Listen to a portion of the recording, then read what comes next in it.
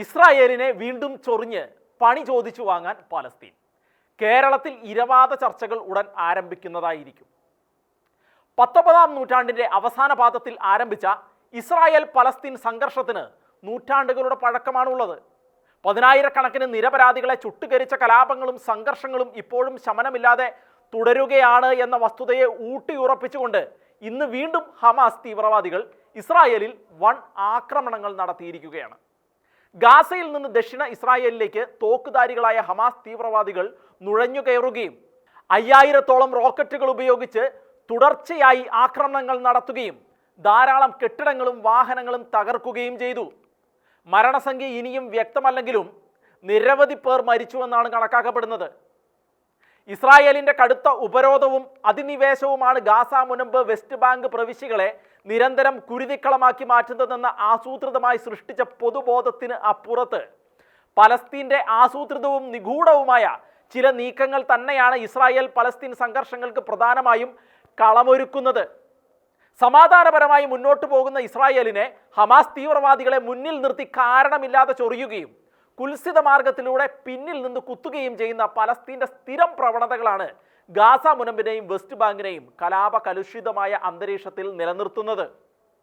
അപ്രതീക്ഷിതമായി ഉണ്ടാകുന്ന പലസ്തീന്റെ ഇത്തരം ആക്രമണങ്ങളെ ഇസ്രായേൽ അതേ നാണയത്തിൽ തന്നെ പ്രതിഷേധിക്കുകയും തിരിച്ചടിക്കുകയും ചെയ്യുമ്പോൾ പലസ്തീൻ ഇരവാദവും കരച്ചിലുമായി രംഗത്ത് വരികയും പ്രോ ലെഫ്റ്റ് പ്രോ ഇസ്ലാമിക് പ്രൊപ്പഗാണ്ടകൾ വെച്ചു പുലർത്തുന്ന സ്പോൺസേഡ് മാധ്യമങ്ങൾ അവയെ പലസ്തീൻ വേട്ടയെന്നും ഇസ്ലാമിക പീഡനമെന്നുമൊക്കെ ഊതിപ്പെരുപ്പിച്ച് കാണിക്കുകയും തൽപര കക്ഷികൾ അത് സമൂഹ മാധ്യമങ്ങളിൽ വലിയ ചർച്ചയാക്കി ഇസ്രായേൽ വിരുദ്ധ വികാരം പ്രചണ്ഡമായി തന്നെ ഇളക്കി വിടുകയും ചെയ്യുകയാണ് സ്ഥിരം പതിവ്.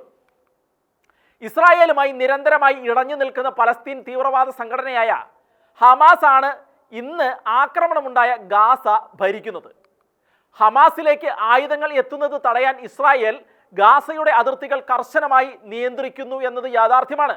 എന്നാൽ പലസ്തീൻ നടത്തുന്ന പ്രകോപനത്തിനും നുണപ്രചാരണത്തിനും അപ്പുറത്ത് അവർ നടത്തുന്ന ആക്രമണത്തെ പ്രതിരോധിക്കുക മാത്രമേ തങ്ങൾ ചെയ്തിട്ടുള്ളൂ എന്ന് തന്നെയാണ് ഇസ്രായേൽ ഇന്നും പറഞ്ഞത്.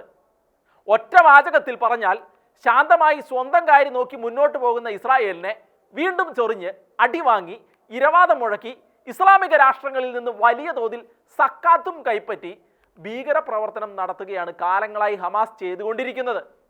സാധാരണ പെരുന്നാളുകളോട് അനുബന്ധിച്ചായിരുന്നു ഇത്തരം കലാപരിപാടികൾ അരങ്ങേറിയിരുന്നത്. ഇത്തവണ ലേശം വൈകിപ്പോയി. ഹമാസിന് വേണ്ടി ഇരവാദം മുഴക്കുന്ന കേരളത്തിലെ മാധ്യമങ്ങളും വോട്ട് ബാങ്ക് രാഷ്ട്രീയ നേതാക്കളും ഇനി ഉടൻ രംഗത്തിറങ്ങും. എന്തായാലും ഇസ്രായേൽ തിരിച്ചടി തുടങ്ങിയിട്ടുണ്ട്. സാധാരണ തിരിച്ചടി എന്ന് പറയുന്നിടത്ത് ഇത്തവണ യുദ്ധം എന്നാണ് ഇസ്രായേൽ വിശേഷിപ്പിച്ചിരിക്കുന്നത്. അതായത് ഒരു തീരുമാനമുണ്ടായിട്ടേ ഇനി ബാക്കി ഉള്ളൂ എന്ന് ഇസ്രായേൽ തീരുമാനിച്ചിട്ടുണ്ടാകും.